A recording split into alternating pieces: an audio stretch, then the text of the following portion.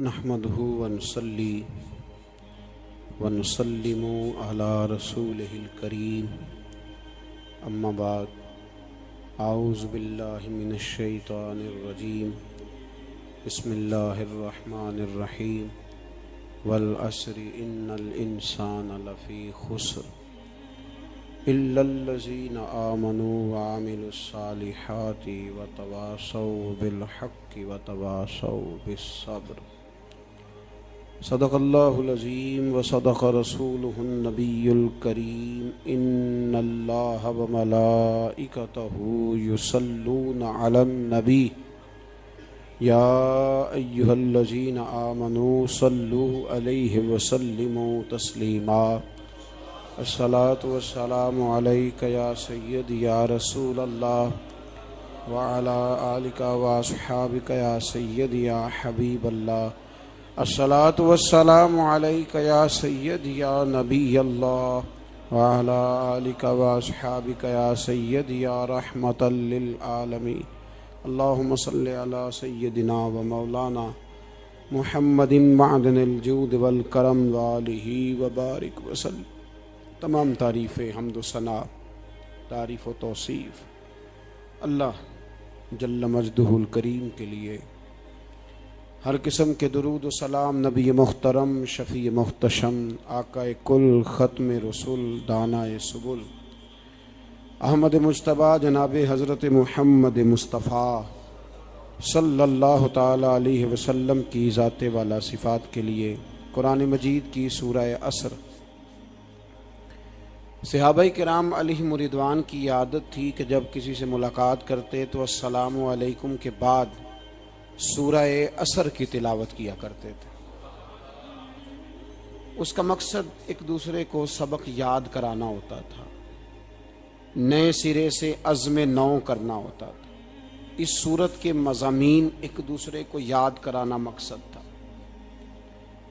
सूरह बड़ी मारूफ है और कुरान मजीद की जो अल्फाज के लिहाज से मुख्तसर सूरतें हैं उनमें से एक है।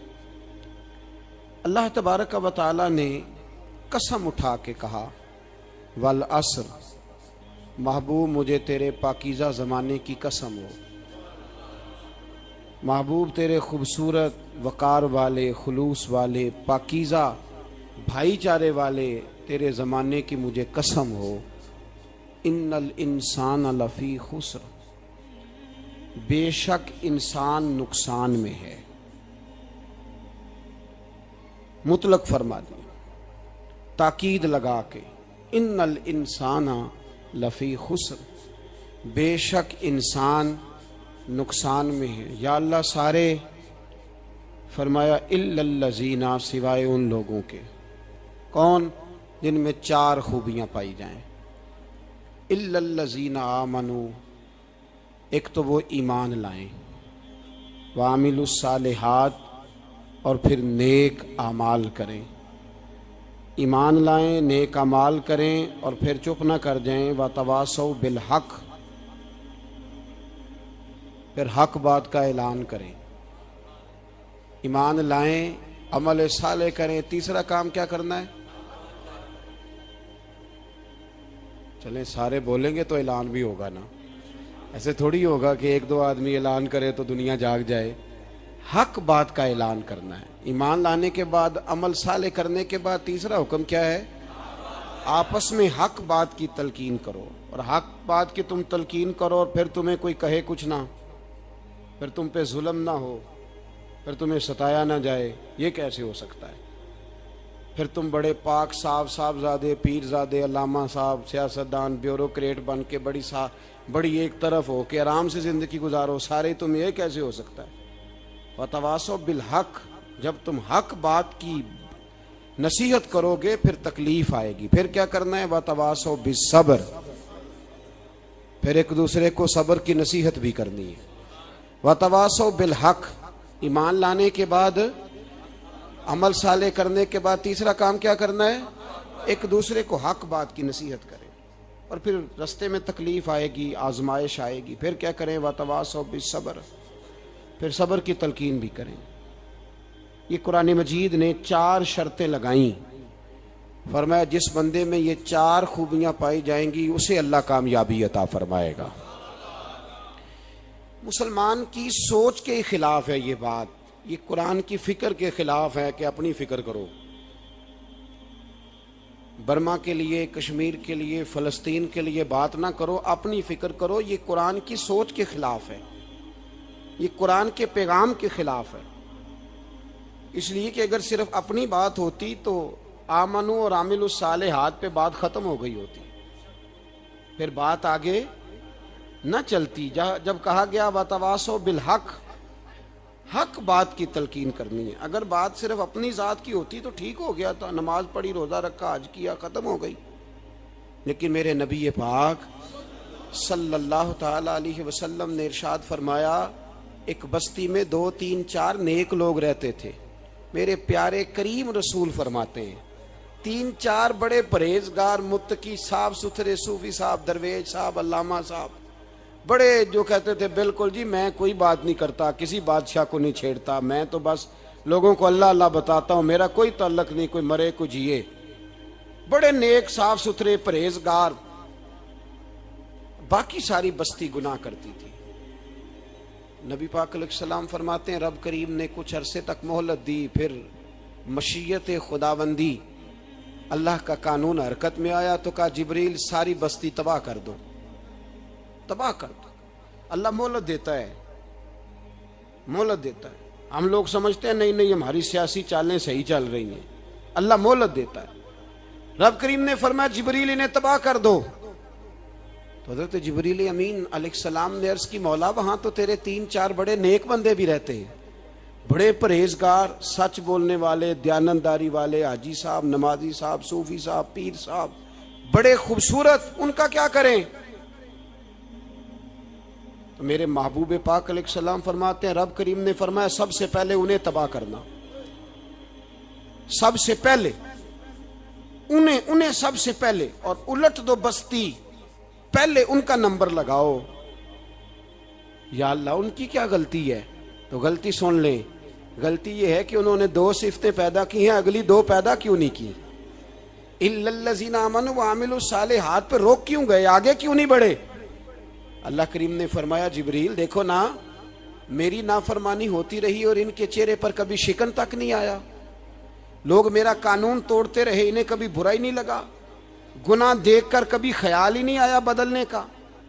मेरे भाई उम्मत मुस्लिमा अपने लिए तो आई नहीं दुनिया में, नबी पाक की इसलिए थोड़े आए थे कि पैसे कमाएं, दुनियादारी करें, झूठ सच मारें और रुखसत हो जाएं, बच्चे पैदा करें। ये काम तो हिंदू, सिख, बुद्ध मत सारे कर रहे हैं। तू फकत इस काम के लिए थोड़ी आया है। कुंतुम खैरा उम्मतिन उखरिजत लिन्नास, अल्लाह फरमाते हैं मेरे महबूब के गुलामों तुम बेहतरीन उम्मत हो, मैंने तुम्हें उम्मतों के भले के लिए पैदा फरमाया है, तुम्हें लोगों की इमामत के लिए दुनिया में भेजा है। ए नौजवान मुस्लिम, कभी ये तदब्बुर भी किया तूने? वो कौन सा गर्दू है जिसका है तू एक टूटा हुआ तारा? तूने कभी सोचा है तू क्या है? पता है तुझे?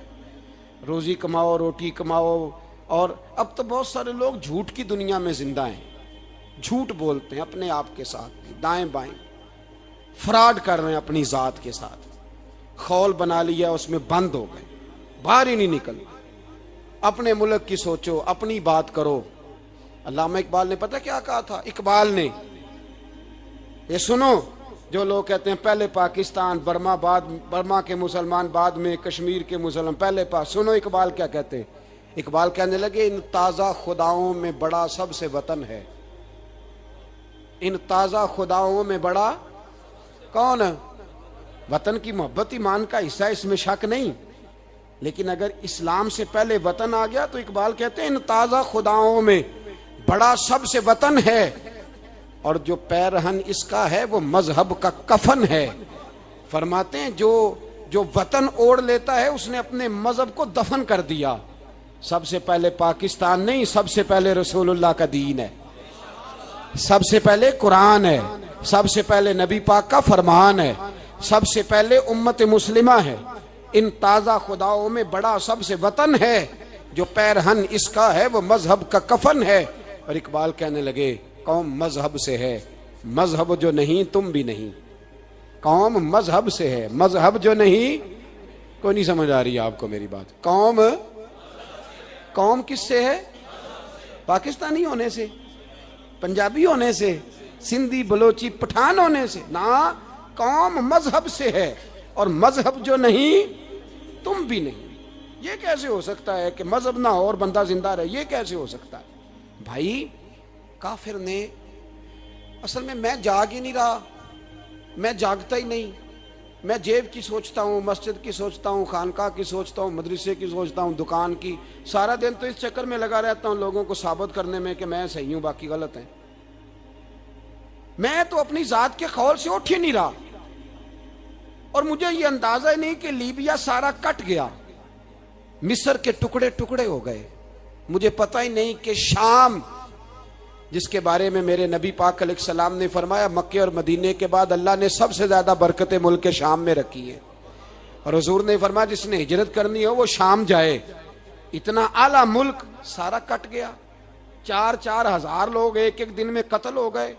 पर मेरा घर अब आबाद है ना, कोई अर्ज नहीं। वो कटते हैं तो वो दूर हैं, कटते रहे। फलस्तीन में हमारे यहाँ मेराज की महफिलें बड़ी जम के होती हैं।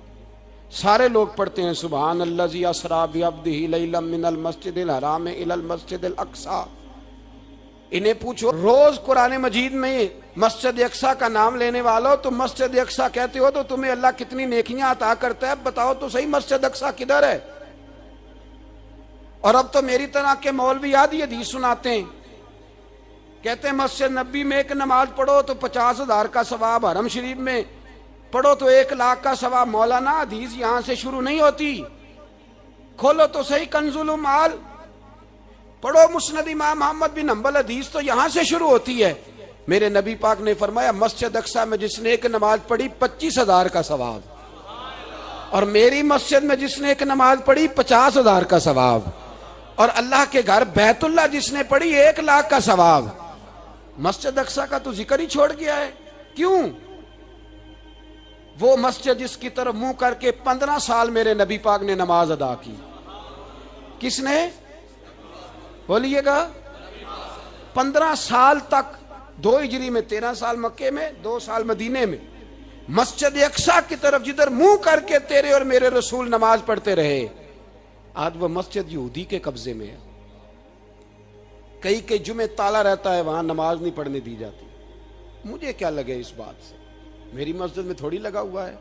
ऐसी हवा चली है कि हर शख्स सोचता है तमाम शहर जले बस एक मेरा घर न जले। भाई ये वो दौर है जिस दौर में जरा सी भी किसी शख्स को तकलीफ होती है तो आलमी मीडिया पे बात जाती है, मोबाइल जेबों में, फौरन तस्वीरें कैश होती हैं। मैं और आप, हमारा उस कौम से ताल्लुक है जिस कौम के बच्चे कट गए, जिबा हो गए। औरतों के पिस्तान काट के बर्मा के बुद्धों ने उनके कबाब बना के खा लिए। छोटे छोटे बच्चों की लाशें उन्होंने लटका डाली। और यहाँ मैं हुकूमत की क्या बात करूं, यहाँ किसी सियासतदान को मक्खी काट जाए तो हमारे फट्टे आबाद हो जाते हैं बहस करने के लिए। हमारे अपने लोग, आम आदमी नहीं बात करता, आम आदमी नहीं निकलता, आम शख्स को फिक्र खत्म हो गई। वहां मेरी भाई सबसे बढ़कर बेहतरीन मस्जिद के खतीब इमाम हुसैन थे। मस्जिद नबी से बड़ी भी कोई मस्जिद होगी जिस मिंबर पर रसूल पाक बैठ के खुतबा दिया करते थे। और मेरे मुस्तफ़ा के आस्ताने से बड़ा भी कोई आस्ताना होगा जिसकी सज्जादगी इमाम हुसैन के पास थी। कहते हैं हमारा क्या ताल्लुक, हमें क्या लगे, जो मर्जी होता फिरे। इमाम अली मकाम आराम से मस्जिद नबी में बैठे थे। जमाना पूरी दुनिया से जाता था, हाथ चूमता था, कदमों में बैठता था। इतने बड़ी अजमत वाली भी कोई शख्सियत होगी जिसके रगों में रसूलुल्लाह का खून दौड़ता है, जिसे हुजूर अपनी जुबान मुबारक इस तरह वो चूसा करते थे जैसे अरब के लोग प्यास के आलम में खजूर चूसा करते थे। इतना बड़ा भी कुछ शख्स था। लेकिन जब दीन पे कड़ा वक्त आया तो हुसैन ने मस्जिद की खिताबत नहीं बचाई, आस्ताना नहीं बचाया। इमाम अली मकाम ने कहा कूफा लुटता है तो लुटता रहे, दमिश्क में फसाद होता है तो होता रहे, वो मुल्क के शाम की बच्चियां रो रही हैं तो रोती रहे कि हम पे यजीद काबज हो गया, मेरी मस्जिद आबाद है, काफी है ना। इमाम हुसैन निकले और निकल के कहने लगे, जन्नतुल बकी वाली जगह पे खड़े होके, या रसूल अल्लाह मैं जा रहा हूं, मैं जा रहा हूं और आपके लिए जा रहा हूं, इसलिए कि मुझे उस शाम को बचाना है जिस शाम में रसूलुल्लाह का कलमा पढ़ने वाले लोग बसते हैं। मुझे कूफा, दमिश्क, मिस्र के लोगों को बचाना है। नाना तेरे करम के खजीने की खैर हो, मैं जा रहा हूं तेरे मदीने की खैर हो। निकल खड़े हुए इमाम अली मकाम, मैदान में निकले। किसके खिलाफ? बोले कौन था? यजीद मुसलमान था। उस वक्त तक तो सबने मुसलमान लिखा है, जिसने काफिर का शहादत इमाम हुसैन के बाद का। जुर्म क्या था? मेरी गर्दन झुक जाती है जब मैं ये बात करता हूं, ईमानदारी से कह रहा हूं, जोश खिताबत नहीं। मेरी गर्दन झुकती है जब मैं ये लफ्ज अदा करता हूं। इमाम अली मकाम उस शख्स के खिलाफ निकले। सारे खुतबे इमाम हुसैन के पढ़ के देखो। इमाम हुसैन ने फरमाया यजीद शराबी है। शराबी मुसलमानों का हुक्मरान हो सकता? आप ना बोलें बेशक, पर बात तो सच्ची है ना। इमाम हुसैन ने फरमाया शराबी को वोट दिया जा सकता? फरमाया रंडियों का नाच देखता है जो मुजरे देखे, जो रंडियों के नाच देखे वो मुसलमानों का हुक्मरान हो सकता? इमाम हुसैन मैदान में निकले और 18 साल के अली अकबर से लेकर 6 महीने का अली असगर दे दिया, लेकिन शराबी को बर्दाश्त, बेहया को बर्दाश्त तू मैं कैसे करते? दोस्ती कातल से भी, मकतूल से याराना भी, अपनी जेब से फ्लेक्सें छिपवा के जालिमों, जाबरों, बदमाशों को वोट देते हो। इमाम हुसैन को तेरी देग की जरूरत है जो तू 10 मुहर्रम पे पकाता है, चावलों की जरूरत है जो तूने 9 मुहर्रम को पकाए। उनको उस बिरयानी की आदत थी जो तूने पकाई है। मेरे घर में फलां MNA MPA साहब आ गए थे। इमाम हुसैन के घर के अंदर यजीद ने पैगाम भेजा। उसने कहा जैसे कहोगे कर लूंगा, जितने पैसे कहोगे दे दूंगा, जितनी मस्जिदें कहोगे बनवा दूंगा, जितने इदारे कहोगे तामीर हो जाए, मुझे ना छेड़ो। आपने फरमाया ना, मस्जिद मदरसे उस वक्त आबाद रहते हैं जब हुक्मरान सही होते हैं, और जब हुकूमतें गलत होती हैं तो फिर मसाजिद आबाद, फिर मदारस की आबादकारी हो ही नहीं सकती। मैं दीन में नया रखना खोल दूं? इमाम अली मकाम खड़े हुए, पर मैं क्या करूं? हुकूमत क्या करूं? हुकूमत से क्या कहूं? अगर मेरी मिल्लत के अपने जवान के मोबाइल में रंडियों का नाच हो तो 10 मुहर्रम को तो इमाम हुसैन करबला में तड़प जाते होंगे। अगर 9-10 मुहर्रम को जो निकला इमाम अली मकाम की बात करने के लिए, वो नौजवान अगर सिगरेट का, शराब का, बदमाशी का आदी हो तो हजरत अली असगर कहेंगे ना मेरी कुर्बानी का क्या बना? वो तो निकले थे उरियानी और फाशी के खिलाफ। और अगर मिल्लत का जवान रोज चौक में खड़े होकर लड़कियों को ताड़ता हो तो हजरत अली अकबर तो अपनी कब्र में रोते होंगे कि ये इस कौम के लिए जान दे दी जो आज यजीदी तरीकों पे अमल कर रही है, जो सारी रात गंद देख के सोती है, जो सारी रात बेहयाई, फाशी और उरियानी में लगी रहती है। इन लोगों के लिए जान दे दी। इतना जुल्म उन शहीदों के साथ, और 10 मुहर्रम को देग पका के कहता है मैं इमाम हुसैन का मानने वाला हूं, मैं इमाम अली मकाम से प्यार करने वाला हूं। ना भाई ना, दोरंगी छोड़ के यक रंग हो जा, सरासर मोम हो जा या संग हो जा, उम्मत मुस्लिमा को बेदार होना पड़ेगा। इमाम अली मकाम मैदान में निकले, डट के निकले, और इमाम ने फरमाया मैदान में निकल कर कि मेरा वतन मदीना है, मेरा वतन मदीना है, पर मदीना बाद में, रसूलुल्लाह का दीन पहले। तू पाकिस्तान की बात करता है। इमाम अली मकाम ने फरमाया मदीने की शरीयत बाद में, रसूलुल्लाह का दीन पहले, और तेरे तो बच्चे आम से हैं। इमाम हुसैन ने फरमाया मेरी गोद में जो बच्चे हैं वो रसूलुल्लाह के नवासे हैं, पर बच्चे बाद में, नबी पाक का दीन पहले। आपने फरमाया तेरी बेटी बड़ी बावकार होगी, उसकी बड़ी इज्जत है, तू कहता है बेटी की वजह से ब्लैकमेल हो गया। लेकिन जो शान खुदा ने हुसैन की बेटी को अता फरमाई, जिन बच्चियों का सर का बाल नंगा हो जाए, सर का बाल नंगा हो जाए, तो इमाम शौरानी फरमाया करते थे अगर मदीने में किसी सैयदजादी के सर का बाल नंगा होता था तो सूरज अपना मुंह छुपा लिया करता था, सूरज छुप जाता था बादलों की ओट में, और मदीने वाले समझ लेते थे कि घर में काम करते करते किसी सैयदजादी के सर का कोई बाल नंगा हो गया।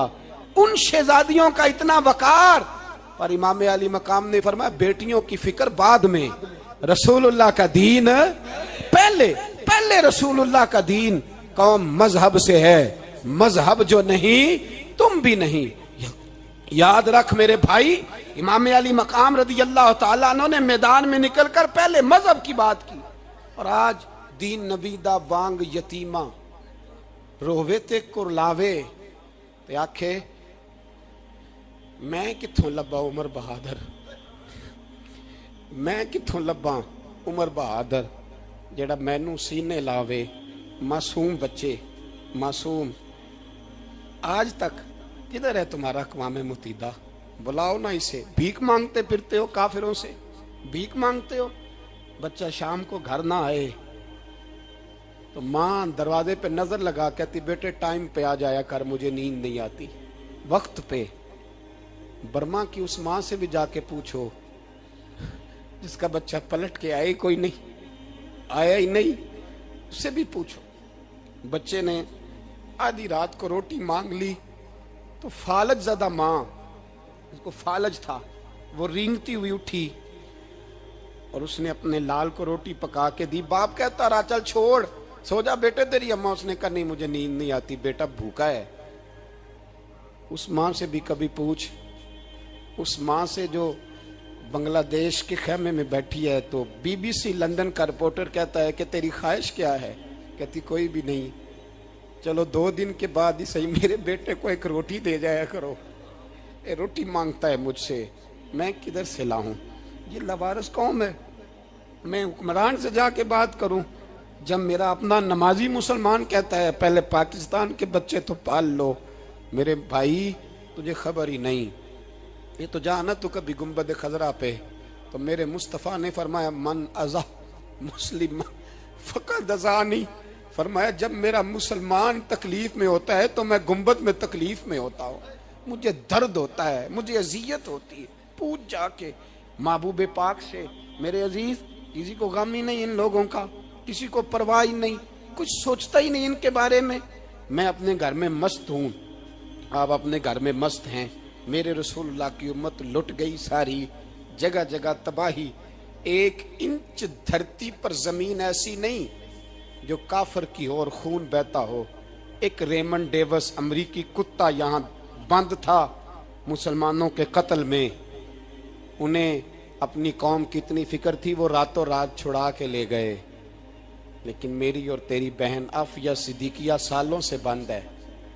तड़प के पूछा है मुसलमानों ने कि उसकी गलती तो बताओ, उसका कसूर नहीं, पर वो बंद है। कोई नहीं बात करने वाला, कोई नहीं। मस्जिद जाने, जुमा तो पढ़ाना है, उसमें गर्ज नहीं, दर्द है कि नहीं क्या, उसमें तो इतना पता है 1 घंटे तकरीर है करनी है। पीर साहब सुबह से शाम तक तावीज़ लिखते, सियासतदान सुबह से शाम तक जनाजा भी तब पड़ता है कि मुझे वोट मिलेंगे। ताजर कहता है बस दुकान चलनी चाहिए, मर जाए मेरी तरफ से सारी दुनिया, बस करो, इस खौल से बाहर निकलो। ए नौजवान मुस्लिम, कभी ये तदब्बुर भी किया तूने, वो कौन सा गर्दू है जिसका है तू एक टूटा हुआ तारा? तूने सोचा ही नहीं कभी, तुझे कभी खबर ही नहीं हुई कि ये किस कदर बड़ा काम था? मेरे रसूल पाक सल्लल्लाहु अलैहि वसल्लम के गुलामों जागो। मैं दुआई देता फिरता हूँ, मैं कहता हूँ जट बन के बड़ा जी लिया, बट राई अंसारी बन के बड़ा जिया, बस कर दो, बस कर दो। अब मुसलमान बन के जीना सीखो, अब अपनी पहचान रसूलुल्लाह की गुलामी बनाओ। अब कहो पहले दीन, बाकी हर चीज बाद में, बस करो, बहुत हो चुका हमारे साथ, अब थोड़ा जागो। मैं बहुत सारी बातें दिल में लेके आया था जो आपसे करनी थी, पर ये लफ्ज हैं कि टूटते ही जा रहे हैं। बात है कि सिमत का तायुन ही नहीं हो पा रहा। मेरे भाई, मैं तो कभी कभी सोचता हूँ लगता है रब भी नाराज हो गया है और हमें मनाने का तरीका भी भूल गया है। ना हमारी मस्जिदों में तहज्जुद पढ़ी जाती है, ना किसी को नमाज तौबा याद रही, ना कोई इस्तिस्का वाला है, कोई नहीं। जो पीर साहब के पास जाके बैठता है थपकी देते हैं, कहते हैं जा तेरा काम हो जाएगा, मौज कर। कभी नहीं को कहता तौबा भी कर, इस्तिगफार भी पढ़, ये दाढ़ी पूरी कर, दीन रसूलुल्लाह का इसकी तरफ तू तवज्जो कर। कोई तबलीग ही नहीं करता। सारे फूका फाकी पे लग गए हैं। कोई ख्याल ही नहीं आ रहा किसी शख्स को कि हमारी तबाहियों का सबब क्या है। कि इलाका तक का बरस फतह हुआ, तमाम लोग नारे लगा रहे हैं। हजरत अबू ज़र गिफारी कोने में बैठ के रोने लग गए। मुसलमानों को फतह मिली, सब लोग नारे लगा रहे हैं, खुशी हो रही है कि इलाका फतह हो गया। हजरत अबू ज़र गिफारी रोने लगे और तड़प के रोए। लोगों ने कहा, अबू ज़र क्यों रोते हो? आप फरमाने लगे, ये लोग बरसों से काबज थे इस शहर पर, ये जिन लोगों से आज हमने लिया है ये बरसों से, दिल के कानों से खुल सुनने वाली बात है। फरमाने लगे, ये बरसों से काबज थे, इन्होंने अल्लाह की नाफरमानी की है तो आज इलाका इनके हाथों से निकल गया है। मैं रो इसलिए रहा हूं कि खुदाया कहीं हमसे भी नाफरमानी ना हो और ये हमारे हाथों से भी ना निकल जाए। शाम निकल नहीं गया हमारे हाथों से, लीबिया निकल गया, मिस्र निकल गया, इराक निकल गया, अफगानिस्तान निकल गया। और अगर देखो तो बिल वास्ता बिला वास्ता हर जगह काफर का डेरा। वो रो रहे हैं, कहते हैं जब कौम अल्लाह की नाफरमानी करती है तो इलाके निकल जाते, तड़प रहे हैं। मुझे कोई फिक्र नहीं, कोई नहीं रोया मिस्र के जाने पर, कोई नहीं रोया लीबिया की तबाही पर, शाम के बच्चों पे कोई नहीं रोया।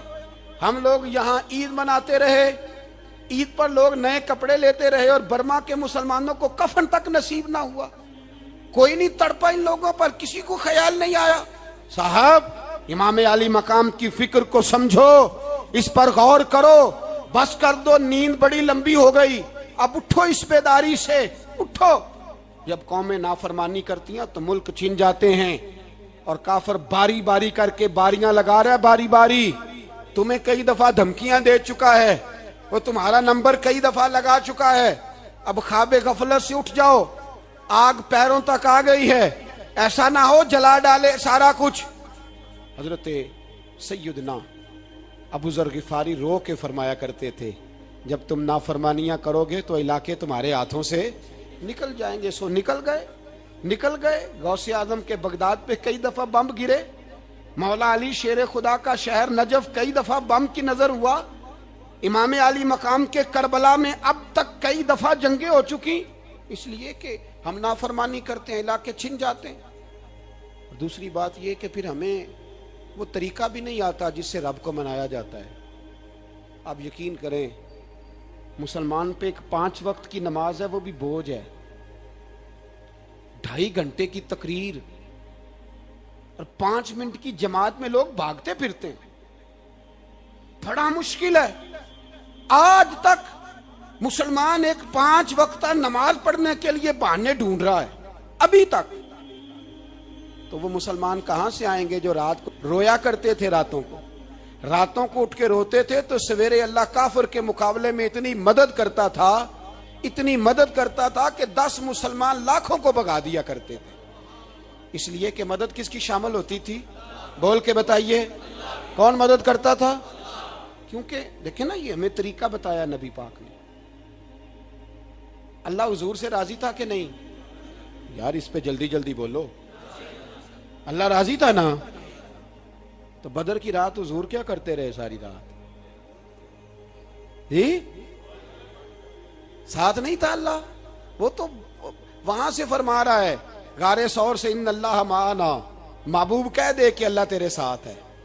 वहां थे महबूब कह रहे हैं अल्लाह हमारे साथ है, वहां से अल्लाह साथ था। पर सारी रात, बदर की सारी रात, और दुआ का रंग क्या था? हज़रत अबू बकर सिद्दीक फरमाते हैं हुजूर ने हाथ उठाए, अल्लाह ये मेरे 313 है, मैं कुल कमाई लेके आ गया। अल्लाह मेरी कुल कमाई है, अगर ये हलाक हो गए तो कयामत तक कौन तेरी इबादत करेगा? ऐ अल्लाह मदद फरमा। और हुजूर मनाते हैं रब को, कहते हैं या अल्लाह तूने वादा नहीं किया था तू मदद करेगा, या अल्लाह तेरा वादा नहीं था तू कामयाबी देगा, या अल्लाह तूने सारी रात मनाते गुजर गई, सारी रात। सुबह का उजाला चमका तो हज़रत अबू बकर फरमाते इतना लंबा सजदा किया, हुजूर सजदे में थे, मैं देखते देखते थक गया, मैं सजदे की हालत में ही हुजूर पर लेट गया, लिपट गया। मैंने कहा महबूबा सर उठाएं, वो देखे अल्लाह ने मदद नाजल फरमा भी दी है। उठाइए सर। हुजूर ने अल्लाह को मनाया, नबी पाक मनाया करते थे। हम अब सजदों में भी नहीं जाते, इतनी सो गई उम्मत, सजदों तकरीरों से इनकलाब लाना चाहते हैं। हम खाली नारों से इनकलाब बर्पा करना चाहते हैं। लोग जब रोते थे, बूढ़े लोग सजदों में, और आलिम फाजल सूफी की तो क्या बात है ना, वो तो अल्लाह के नुमाइंदे हैं कि जिसके सिर्फ सफेद बाल हो जाएं। मेरे नबी पाक अलैहिस्सलाम ने फरमाया रब तो इनकी बड़ी इज्जत करता है, इनकी बड़ी। और मेरे नबी पाक ने फरमाया गुनाहगार मोमिन भी जब दुआ के लिए हाथ उठाता है तो अल्लाह फरमाता है फरिश्तों इसे खाली ना लौटाना, मुझे शर्म आती है से खाली। पर तू उठाता ही नहीं, तू उसे मनाता ही नहीं, तू कभी लिपटा ही नहीं, तूने कभी कहा ही नहीं कि या अल्लाह आ मैं तुझे ले जाऊं हजरत साद बिन नबी वकास के पास। कादसिया की जंग हो रही थी, काफर बुला रहा था, आओ अगर कोई है तो आओ, आओ मुकाबले में। हजरत साद बिन नबी वकास ने घोड़े दौड़ा दिए, दश्त तो दश्त हैं, सहरा भी न छोड़े हमने, बहरे जुल्मात में दौड़ा दिए घोड़े हमने। हजरत साद बिन नबी वकास ने घोड़े दौड़ाए, आगे दरिया आ गया, कोई पुल नहीं, कोई शय नहीं। इस्लाम की इज्जत का सवाल है। हजरत साद बिन नबी वकास ने हाथ उठाए और कहा अल्लाह अगर तू मूसा की नाफरमान कौम को रास्ता दे सकता है तो तू हमारे दिलों को जानता है, हम तो अपने रसूल के फरमाबरदार गुलाम है। आना मेहरबानी कर कि अगर तूने दिले मुस्लिम की दिल जोई नहीं तो हमें ताना देंगे बुत के मुस्लिम का खुदा कोई नहीं। कहा अल्लाह मेहरबानी फरमा, अगर तू हजरत वैज फरकना बिकुमुल बहरा फान जईनाकुम व अगरकना आला फिरौन, अगर तू हजरत मूसा की कौम के लिए दरिया फाड़ सकता है तो हम तो नबी पाक के गुलाम है। सहाबा कहते हैं जनाब साद ने दुआ मांगी तो दरिया ने रास्ता अता फरमा दिया। यार तू दुआ भी नहीं मांगता। हुजूर ने फरमाया दुआ सलाहुल मोमिन, दुआ मोमिन का हथियार है, तूने ये भी छोड़ दिया है। अब तू बातें करके, तबसरे करके, टीवी देख के, अपनी राय कायम करके, कमेंट्स करके सो जाता है, ये भी सोता खुश्क हो गया। तू दुआ तक नहीं मांगता। फरमाते हैं दुआ मांगी तो दरिया ने रास्ता दिया, और जब उस किनारे निकले तो हजरत साद कहने लगे किसी की कोई शय तो नहीं रह गई दरिया में, कोई चीज तो नहीं रह गई। एक सहाबी कहने लगे प्याला रह गया है। तो हजरत साद फरमाने लगे ओ दरिया हमारा प्याला वापस नहीं कर देता। तो कहते हैं एक लहर आई तो प्याला भी बाहर फेंक गई। ओ भाई हम उसी रसूल का कलमा पढ़ते हैं जिनका हजरत साद बिन नबी वकास ने कलमा पढ़ा था। और किसी जगह मेरे नबी पाक ने नहीं फरमाया अल्लाह से अभी की सुनेगा, बाद में आने वालों की नहीं सुनेगा, किसी जगह नहीं कहा। पर तू कशकोले दुआ भी नहीं उठाता। मुसीबत में भी अब याद खुदा हमको नहीं आती, दुआ मुंह से ना निकली, जेबों से अर्जियां निकली, तू ये काम भी नहीं करता। मेरा दिल करता था चलो और कुछ ना हो, मस्जिदों में इज्तिमाई दुआ ही हो जाए, पर उस तरफ भी तवज्जो नहीं। वहां भी कहते हैं मौलवी साहब जल्दी करो, घर जाना है, इतनी लंबी दुआ, और कमेंट्स कर रहे हैं लोग, कहते हैं आप अपने घर की सोचें। मेरे भाई दुआ, सलाहुद्दीन अय्यूबी फलस्तीन की जंग लड़ रहे थे, खबर आई कि ईसाइयों का एक बहरी बेड़ा, बहरी जहाज असला लेके आ रहा है, नेज़े हैं, तलवारें हैं, तीर हैं। सलाहुद्दीन एक बुजुर्ग थे, उनसे मिले तो कहने लगे बाबा जी आप भी दुआ करो। मैं भी दुआ करता हूँ। मुसलमानों के पास पहले असला नहीं, ईसाइयों ने और मंगा लिया है, कहीं ऐसा ना हो मुसलमानों के खिलाफ इतना असला इस्तेमाल हो। ये बात कही, बाबा जी को दुआ का कहा, खुद मस्जिद अक्सा में सारी रात रोते रहे। सलाहुद्दीन सारी रात, हमारा हुक्मरान जिसे रब्बाना आतिना फिद दुनिया पूरी नहीं पढ़नी आती, और अब तो ऐसे पीर आ गए मैदान में जो सूरह फातिहा सीधी नहीं सुना सकते, इल्ला माशाअल्लाह। सारी रात सलाहुद्दीन अय्यूबी रोते रहे। वो बुजुर्ग कहते हैं मैं भी कोने में था, पर जिस दर्द से इसने दुआ मांगी मैं नहीं मांग सका। सवेरे खबर आई कि दुश्मन का वो बहरी बेड़ा जो असला लेके आ रहा था दरिया में गर्क हो गया है। सुबह खबर आई तो वो शख्स एक आगे बाबा जी से कहने लगा बाबा जी वो बहरी बेड़ा दरिया में गर्क हो गया। तो बाबा जी रो पड़े, कहने लगे दरिया में गर्क नहीं हुआ, सलाहुद्दीन अय्यूबी की आंसुओं में गर्क हो गया है, इसके आंसुओं में गर्क हो गया है, इसने रब से दुआ ही ऐसी मांगी, इसके आंसुओं में। तू दुआ भी नहीं मांगता मेरे भाई मुसलमानों के लिए, तू दुआ भी नहीं मांगता। इमाम हुसैन मैदान करबला में थे, एक रावी कहता है 3 दिन पानी बंद रहा है, रोटी बंद रही है, पर कुरान पाक की तिलावत 1 मिनट के लिए भी बंद नहीं हुई, दुआ और इल्तजा 1 मिनट के लिए भी बंद हुसैन के खेमे से ये आवाज बार बार आती रही, या अल्लाह इस्तकामत भी दे और सब्र भी अता फरमा। दुआ का रास्ता बंद, तिलावत बंद नहीं हुई, अल्लाह की बारगाह में सजदे बंद नहीं हुए, तू छोड़ गया है। तू दुआ तक नहीं मांगता। दुआ तो इनकलाब बर्पा कर देती है, दुआ तो हालात बदल देती है, दुआ तो तब्दीली ले आती है। कोई बैठा हुआ मुझे दूर दुआ देता है, बस दुआ देता, फकत दुआ देता है। कोई बैठा हुआ मुझे दूर दुआ देता है, मैं डूबता हूं पर समुंदर उछाल देता है। ओ भाई तू दुआ भी छोड़ गया। पहली बात आपकी खिदमत में यह है कि जागे, मुसलमान बने। दूसरा कुछ नहीं कर सकते तो दुआ तो कर सकते हैं ना, दुआ का रास्ता अपनाएं। और फिर मेरे नबी पाक अलैहिस्सलाम ने दो बातें फरमाई, कान खोल के सुन लेना।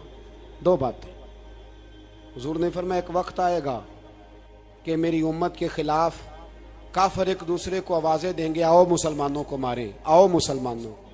तो सहाबा ने कहा, या रसूलल्लाह क्यों, हम थोड़े हो जाएंगे? फरमाया, नहीं, तुम बहुत ज्यादा होंगे। 56 इस्लामी मुल्क हैं दुनिया में, कितने बोल के बताना है? इतना सा बर्मा है। किसी गैर मुस्लिम का कुत्ता मर जाए तो ये चीख पड़ते हैं, और यहां कहती है अक़वाम मुत्तहिदा कि जी वो हमें दाखिल नहीं होने दे रहे। तो बंद करो फिर सलामती कौंसिल, तहलील कर दो, अक़वाम मुत्तहिदा खत्म करो। अगर तुम्हारी को सुनता नहीं तो बनाई क्या है? सिर्फ मुसलमानों को प्रेशराइज करने के लिए। और हमारे मुसलमान भीख मांगते फिरते हैं, कहते हैं कहा है हमने अक़वाम मुत्तहिदा से। अब तुम अपने लिए काफिर से भीख मांगोगे, काफिर से भीख मांगोगे? मेरे अजीज नबी पाक अलैहिस्सलाम ने फरमाया, काफिर एक दूसरे को बुलाएंगे, मुसलमानों को मारे। या रसूलल्लाह हम थोड़े होंगे? फरमाया बहुत ज्यादा होंगे। तो हुजूर क्या होगा? फरमाया तुम्हें वहन हो जाएगा। या रसूलल्लाह वो क्या है? फरमाया दुनिया से प्यार हो जाएगा, मरने को दिल नहीं करेगा।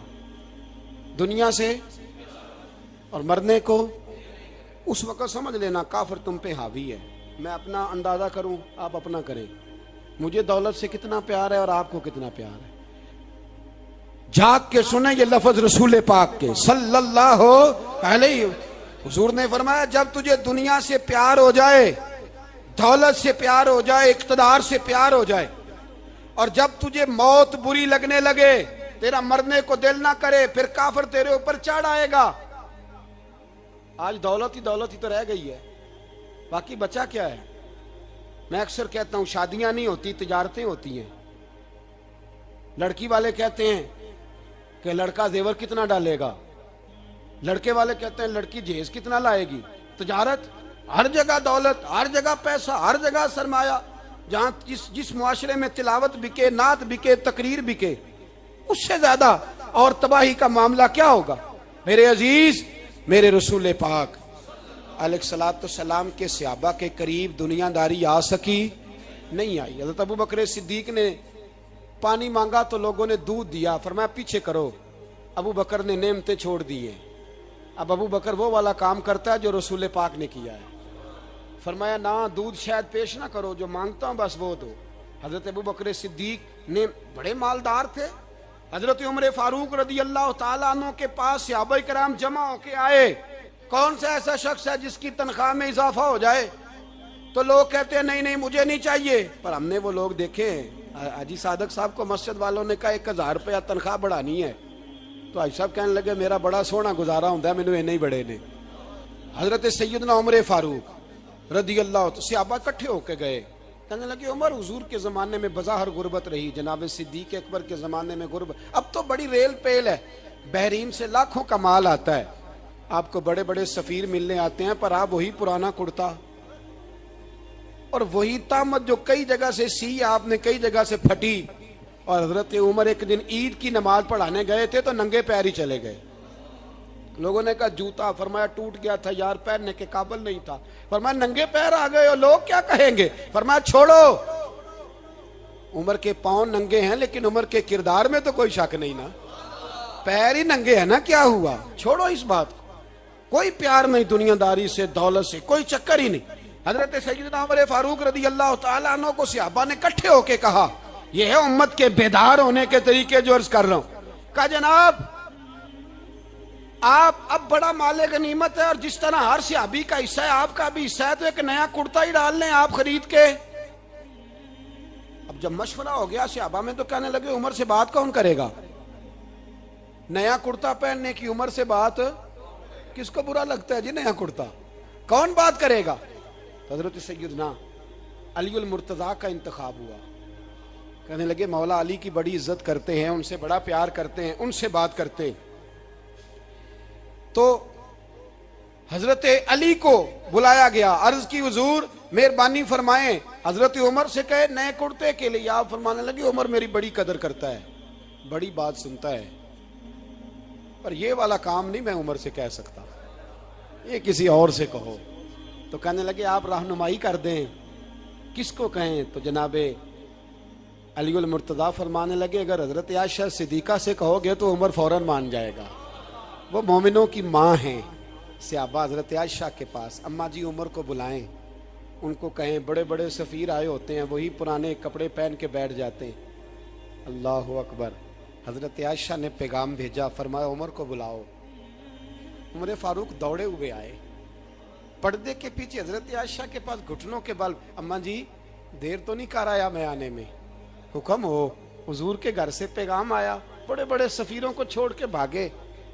हजरत आयशा सिद्दीका कहने लगी उमर देखो जायज़ पैसे हों तो इस्लाम अच्छे लिबास से मना नहीं करता, अब बड़ा बड़ा माल आया है, अब तेरा भी हिस्सा है, तो सहाबाए किराम की ख्वाहिश है कि नया कुर्ता पहन लो, बड़े बड़े सफ़ीर आते हैं, हर्ज भी कोई नहीं, जायज़ भी है, को मना नहीं।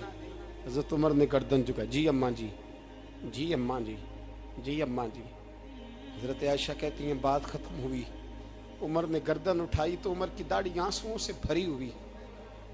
कहती है मुझे कहने लगे अम्मा जी मैं तो सिर्फ मस्जिद में देखा करता था, आप तो मुस्तफ़ा को दिन रात देखती थी, जिस तरह के कुर्ते आमना के लाल ने पहने हैं मुझे भी पहना दो, मैं तैयार हूँ, मैं पहन लूँगा, मैं तैयार हूँ, पर जिस तरह के मेरे नबी ने पहने। हजरत आयशा कहती है मैं फूट के रोई, मेरा पल्लू आंसुओं से भर गया। फरमाती हैं मैं उमर की बात सुनती गई तो मेरा पल्लू आंसुओं से, मैंने कहा उमर तू जा, तू ठीक है। फरमाती है उमर फारूक सलाम करके उठे, अमीरुल मोमिनीन चले गए, इस कोने में सहाबा छुपे हुए थे, वो आए, कहा अम्मा जी क्या बात हुई? तो मैं फिर रो पड़ी। मैंने कहा क्या बताऊं, तुम्हें पुराने कुर्ते नजर आते हैं, उसे मोहम्मद अरबी के जलवे नजर आते हैं, उसे रसूलुल्लाह का रंग नजर आता है, उसे वो गुलामी नजर आती है।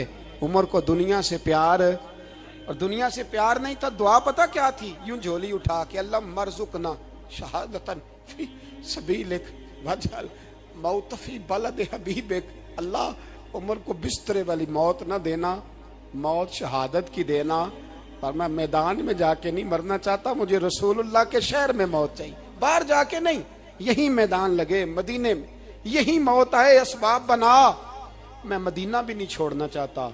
ओ भाई इन लोगों को नहीं प्यार था। जनाब सिद्दीक अकबर का विसाल हुआ तो जहर के असर से, वो जो आपको जहर लगा था, बाद मुफस्सिरीन ने लिखा है कभी कभी वो जो सांप ने डसा था तो कभी कभी उसका असर आता था, बस अल्लाह ने शहादत देनी थी कभी कभी, वरना तो बड़ी शिफाएं थी।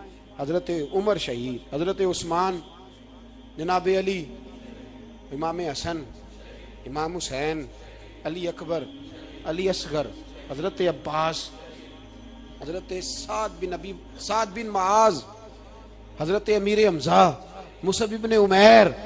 मेरे महबूब ने तो लिस्ट बनाई शहीदों की, लिस्ट बनाई शहीदों की। शहादत से प्यार किया रसूलुल्लाह सल्लल्लाहु अलैहि वसल्लम के गुलामों ने, प्यार किया शहादत से, इसीलिए तो काफिर उठ नहीं सका कि शहादत से हजरत साद बिन माज रदी अल्लाह तआला अन्हु को जख्म लग गया, जंग से जिंदा आ गए लेकिन जख्म में रो के कहने लगे महबूबा सारे शहीद हो गए, मैं ऐसे ही रह गया। हुजूर ने फरमाया नहीं, रब तुझे भी शहादत की मौत ही अता फरमाएगा। उसी जख्म में पर्दा हो गया। मेरे भाई हजरत अमर बिन जमू रदी अल्लाह तआला अन्हु 4 बेटे लेके ओहद के मैदान में आए, कहा महबूबा मेरे 4 ही थे, मैं सारे ले आया हूँ, सारे ही कबूल है? और मैं ठीक है। फिर खुद भी ज़रा पहन ली, एक टांग से लंगड़े थे, टांग छोटी थी। हुजूर ने फरमाया तूने क्यों लिबास पहन लिया है? कहा हुजूर मैंने भी तो जिहाद पे जाना है ना। तो हुजूर ने फरमाया तेरे 4 बेटे जो जा रहे हैं। तो कहा या रसूलल्लाह क्या लंगड़े जन्नत में नहीं जा सकते? हुजूर लंगड़े अल्लाह को कबूल नहीं, मैं नहीं जा सकता। तो मेरे नबी पाक सल्लल्लाहु अलैहि वसल्लम ने फरमाया नहीं, जन्नत तो तेरा इंतजार कर रही है। कहा हुजूर फिर मैं भी जाऊंगा, बच्चे जाएंगे तो मैं भी जाऊंगा। एक बीबी ओहद के दिन 3 साल का बच्चा लेके घर से निकली। बीबियों को कहती है मेरा खामद भी बदर में शहीद हुआ, भाई भी और बाप भी। आज हुजूर ने फिर बुलाया है। दिल करता था कोई जवान बेटा होता तो मैं पेश करती, पर अब मेरे पास ये 3 साल का ही है। बच्चा लिया मदीने में, मस्जिद नबवी में। हजरत बिलाल से कहने लगी 2 मिनट हुजूर का दीदार चाहिए। नबी पाक आए, कैसे आई हो? कहने लगी महबूबा मैं शहीद की बेटी, शहीद की बहन, शहीद की बेवा हूँ। मेरे पास अब जवान तो कोई नहीं, ये 3 साल का ही है। हुजूर ने मुस्कुरा के फरमाया ये करेगा क्या करेगा? कहने लगी हुजूर सुना है असला थोड़ा है, ढाल की जरूरत है। लोहे की ढाल होती थी, जब तलवार आती थी तो आगे की जाती थी। कहा महबूबा मेरा शहीद की अम्मा बनने को बड़ा दिल करता है, ये मेरा 3 साल का ले जाओ, जब तीर आपकी तरफ आया तो मेरा बेटा आगे कर देना, ये ढाल का काम तो देगा ना। हंसते हुए महबूब की आंखों में आंसू आए। बच्चे को पकड़ के सीने से लगाया, माथा चूमा, फरमाया जा तेरे साथ वादा है, कयामत के दिन तुझे शहीद की अम्मा कह के ही पुकारा जाएगा। वादा है तेरे साथ, तुझे शहीद की। मेरे भाई मरने को दिल ही नहीं मुसलमान। मेरे नबी पाक सल्लल्लाहु अलैहि वसल्लम ने फरमाया जिसके दिल में कभी शहादत की आरजू पैदा नहीं हुई, उसके सीने में धड़कने वाला दिल मोमिन का है ही नहीं, वो तो मुनाफिक है। जो कभी दीन के रास्ते में शहीद होने को, मेरे भाइयों दीन को बड़ी जरूरत है, बड़ी जरूरत है, बड़ी। ए खासान रसूल वक्त दुआ है, उम्मत पे तेरी आके अजब वक्त पड़ा है। वो दीन जो बड़ी शान से निकला था वतन से, परदेश में वो आज गरीबुल गुरबा है। फरियाद है ए कश्ती उम्मत के निगेबां, बेड़ा ये तबाही के करीब आन लगा है। और एक शायर कलम तोड़ गया, कहने लगा तुझसे फरियाद है ए गुंबद खजरा वाले, तुझसे फरियाद है ए गुंबद खजरा वाले, काबे वालों को सताते हैं कलीसा वाले। तुझसे फरियाद है ए गुंबद खजरा। अपने अंदर दीन का दर्द पैदा करो, ज़ौक़ पैदा करो, मुसलमान बन के जीना सीखो। जब कोई बरादरी पूछे तो कहो मैं मुहम्मदी होता हूँ, मैं मुस्तफ़वी होता हूँ, मैं रसूलुल्लाह का गुलाम होता हूँ, मैं पहले मुसलमान हूँ, बाकी कुछ बाद में हूँ। खुदारा अपने घर में पर्दा कराओ, खुदारा रिज़्क़ हलाल खाओ। अगर पर्दे ना हो, रिज़्क़ हलाल ना हो तो जज्बा जिहाद पैदा नहीं होता। खुदारा अपने अंदर इनकलाब बर्पा करो, दीन के लिए जीना सीखो। दीन बड़ा तड़पता है, दीन बड़ा रोता है। रसूलुल्लाह आज तजारत करने वाले मिलते हैं, आज सियासत करने वाले मिलते हैं, दीन वाले नहीं मिलते, दीन के दर्द वाले नहीं मिलते। अपील है आपसे, आज रात 2 नफल पढ़ के और कुछ ना हो सके तो मुसलमानों के लिए दुआ ज़रूर कर देना, उनके लिए दुआ ज़रूर कर देना। अपने आप को बेदार करो, बेदार करो। भाई हम तो आज तक इसलिए डर रहे हैं कि हमारा चेहरा ही नबी पाक जैसा नहीं बन सका, तो दाढ़ी रखने में भी हम डरते हैं, नमाजी बनने, मस्जिद आबाद करने में, मुसलमान कहलाने में भी तक खौफ है। तो बतलाओ ना, इससे आगे बात कब चलेगी? जिहाद की बात तो बड़ी आगे जाके है। बदल जाओ, रसूलुल्लाह का गुलाम बन के जीना सीखो। नबी पाक सल्लल्लाहु अलैहि वसल्लम की गुलामी का पटा अपने गले में डालो। यही इमाम हुसैन की सोच है, यही इमाम अली मकाम का पैगाम है। इसको कभी फरामोश न करना। इमाम हुसैन हमें बता गए सारा कुछ लुट जाए पर दीन के अंदर कोई नक्स वाक़या ना होने पाए। कोई शराबी, कोई बेईमान, कोई लुटेरा कभी उसके सपोर्टर ना बनना। हमेशा वो किसी शायर ने कहा था, हमसे ना रकम होंगे कसीदे यजीद के। किसी ने कहा, किसी जालिम ने मेरी सपोर्ट कर, मेरी बात कर, तो उसने कहा हमसे ना रकम होंगे कसीदे यजीद के। क्योंकि हम लोग तो हुसैन के सीरत निगार हैं, हम लोग तो हुसैन के सीरत निगार हैं। ये मुहर्रम के जो दिन है ये इनकलाब के दिन है, रोने पीटने के नहीं, इनकलाब के दिन, जज्बों की बेदारी के दिन।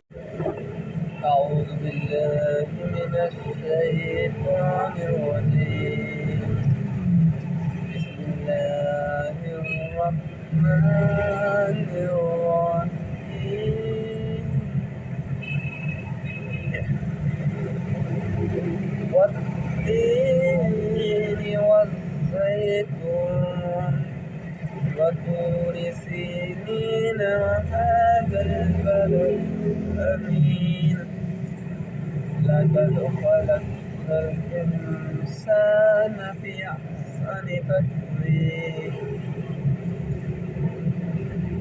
ثم رددناه أسفل سافلين إلا الذين آمنوا وعملوا الصالحات وتواصوا بالحق وتواصوا بالصبر والحسر إن الإنسان لفي إلا الذين آمنوا وعملوا الصالحات وتواصوا بالحق وتواصوا بالصبر.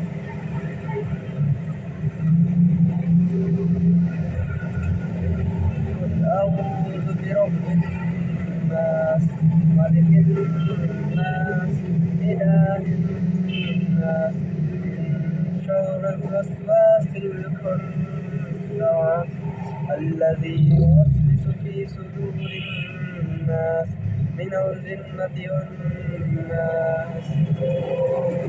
قل هو الله أحد الله الصمد لم يلد ولم يولد ولم يكن له كفوا أحد. قل أعوذ برب الفلق من شر ما خلق ومن شر غاسق إذا وقب ومن شر النفاثات في العقد ومن شر حاسد إذا حسد. الآية ما الكارية وما أدراك ما الكارية يوم يكون الناس كالفراش المبثوث وتكون الجبال كالسير المنفوش فأما من ثقلت موازينه فهو في عيشة راضية وأما من خفت موازينه فأمه هاوية وما أدراك ما هي نار حامية. صدق الله العظيم.